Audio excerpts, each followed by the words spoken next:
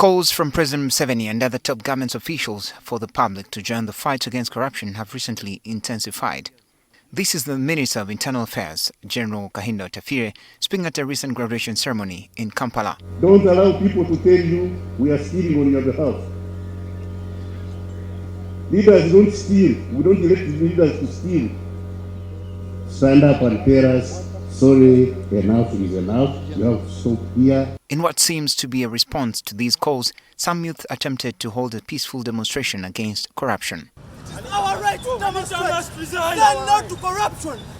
Are young people not seeing the practical efforts in the fight against corruption, or do they simply not appreciate the government's efforts? Political analysts and human rights advocates view this latest move by the youth as both an attempt to reclaim their space in governance and a sign of lost trust in the current systems. But if the state continues to engage in corrupt practices, denying people the services, then it cannot at the same time deny them the right to express dissent against such actions. It is a vote of no confidence in the structured setup to fight corruption in the country.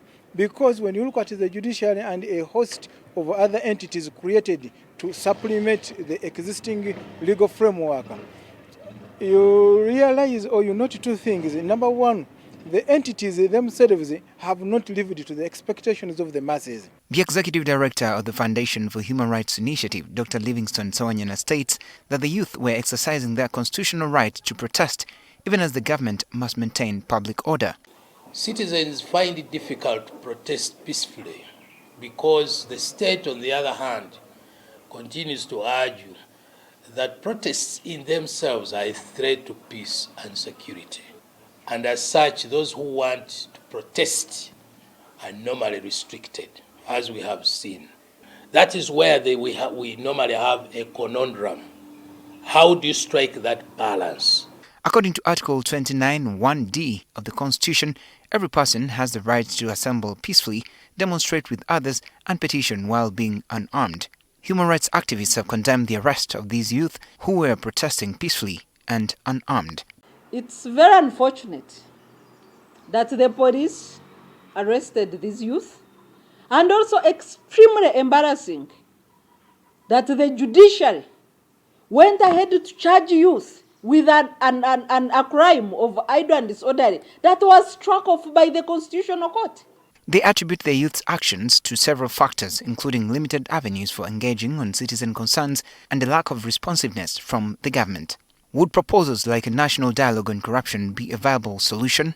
What is there to dialogue about?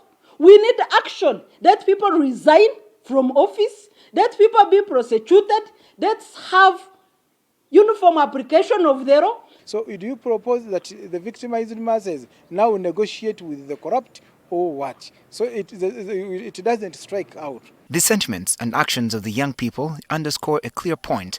Regardless of political, religious, or tribal affiliation, citizens demand decisive action against corruption and improved service delivery across the country. Benjamin Jumbe, NTV. We are tired of corruption.